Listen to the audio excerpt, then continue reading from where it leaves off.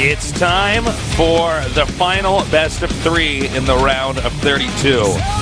2 players remain, only one will move on. We already had one Protoss advance. It was Super, and the last Protoss that was left in the group is gone, so it will be either a Terran player Bomber or a Zerg Su to join the final as the final player of the round of 16, the 16th player. Yeah, it could be either of these guys. Bomber, you know, lately has been playing the best he's ever played in his whole life, but Su's looking very strong today. I will say Su's strategy selection a little bit redundant, though. Yeah. Actually, then again, Bomber, too, with yeah. the SCV pulls. I wonder if Bomber's just going to pull SCVs against the Zerg. Su's going to do like a Hydra Roach push against Bomber. We'll have to see what exactly Su has in store for us here. Su is very solid in the end game. And, you know, this is our first Terran versus Zerg of the day. It's going to be something completely different than what we've seen today so far. And Yunsu, a great map to start things off, a 2-player map. Yunsu is like training, and that's what it translates to. And this map does kind of feel like a 1v1 map you would practice a bunch of different builds on because there's nothing special about it. It's a 1v1 map straight up. Yeah, it's, again, one of our newer maps here. We have a bunch of new maps this season here at Kodas, which is really exciting because it just makes for different games. And it's loading up. It's also got that kind of MOBA-themed half it's one title set, the other half's another title set. All right. This is the greatest esports tournament in the world, and these are the greatest players. It is the GSL Kodas. You can tell I'm excited by the way my heart is beating. I'm gonna need a writing book to help control my breathing. Communicating with faces like I can hear it speaking. Over in the upper right, in the red, a champion. Startail Bomber. Looking a little bit vulnerable, though, in this group. And in the bottom left, we have some of the best endgame Zerg in the whole world. He is SK Telecom T1, Su. He's always able to pull something out of his bag of tricks. Yep. Not a very predictable player usually, but today he's shown similar strategies. Today we've just seen his pattern over and over. I mean, he's not going to play the same strat against Terran, but I'm just wondering if, like, in this best of 3, whether it's 2 or 3 games, if we're just going to see Su do the same thing every time. We've seen the same for Bomber, too. You know, the SCV pull against Protoss is strong. I mean, that's why you see it so much. But if it is predicted, you can preempt them. Exactly. And win the game. So I'm just really interested to see how much more variety these guys can offer. Yeah, and Yunsu, like I said before, a really fun and great map to see that on. Looking forward to seeing how these two are going to clash it out. Probably going to see Bio Widowmine versus Mutiling Baneling when it gets to that point. But it would not surprise me to see Su or Bomber go for a timing push before that. Bomber is going to drop CC first. We are going to have a hatchery first, so a little bit of downtime coming up here in the first few minutes of this game. Okay, as you can see, the Overlord creeping up here. And it's going to spot immediately that command center. And you're right, Wolf, we do have a little bit of downtime here as they try to get everything set up. Let's talk about video games. Yeah. What was your favorite platform of all time, excluding PC? If you had to choose you mean a console? Yeah, favorite console, I should say. I'm going to throw you a curveball here. Don't say Virtual Boy. No, you're right, you're right. I'd like fall off the side of No. That's when you have to jump over this balcony and try to land on your head so you kill yourself. My favorite console of all time is, in fact, the Sega Saturn. Sega Saturn. Sega Saturn had some amazing games that you never heard of. It was very rare. There were a very small number of the consoles. I collected all the good games on Sega Saturn. Sega Saturn was great. I really enjoyed Sega Saturn. Yeah, it's actually...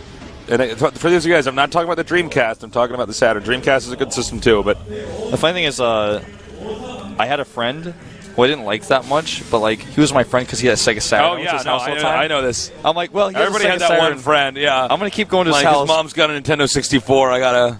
Did you play this game called Guardian Heroes?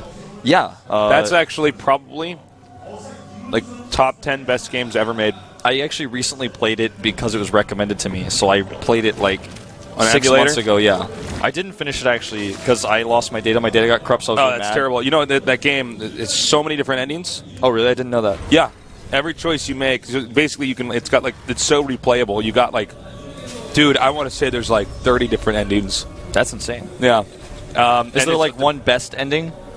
Yeah, there is, and there's like one that's like super hard to get. You have to do everything like just right, and then there's, it's really cool. But for the time, like in game history, like Guardian Heroes, I guess I believe it was from the same people that made Gunstar Heroes, which is a much more well-known Sega Genesis game. But Guardian Heroes, yeah, and at the time, for Sega Saturn, it had multiplayer, like arena battle, where you could have 6 people fighting at once. That's insanity. No, just for the time it came out, it's like, wow, that's actually insane. And you could play any character that was in the game in the arenas. You could play like one of the bosses that you fight, or like, it's just crazy, man. There was so much to it. Well, it is pretty epic. What else is epic is this roach rush that we see here. Super fast with roaches. Ling's on the back end of that too. So Sue going to go for a very aggressive game. Bomber, not only is he not scouting, he's playing super greedy in that regard, but also has no bunker besides the one. No additional bunker, no widow mines, and he has no idea this is coming. Actually, are not even going to be there when this attack happens.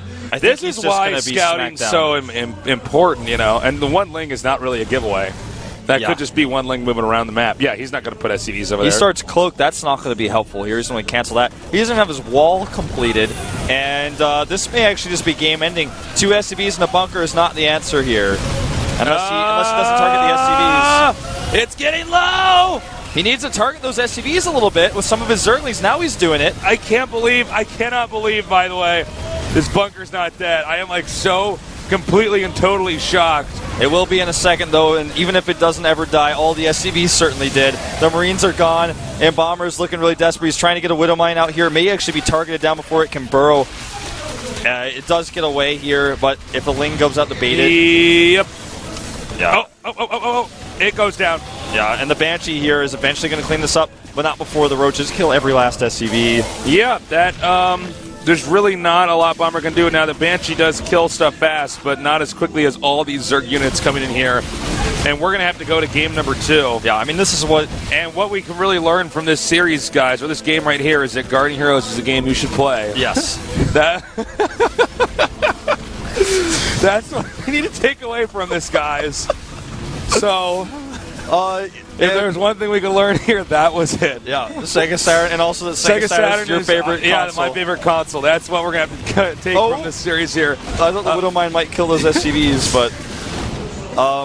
GG. GG, all right. You play the greediest build in the book, and you don't scout. This is bound to happen to you. Murphy's Law acting again on Bomber. It really everything that can go wrong will go wrong. You got to scout. We've seen a lot more people not scouting lately. I really don't know if I agree with that. I mean, for instance, let's look at that last attack there. The fact that the bunker stayed alive for that long and he's still lost. No. I mean, he lost all his SCBs and was trying to go into Banshees. He went double CC with no wall, with no Widow Mines, with no tank, and didn't scout, and tried to go cloak Banshees too. Not going to happen. Even if the Hellions see it, he has a pretty slow chance, or a pretty not very likely chance of pulling this push. Yeah. Man, I mean, Sue just...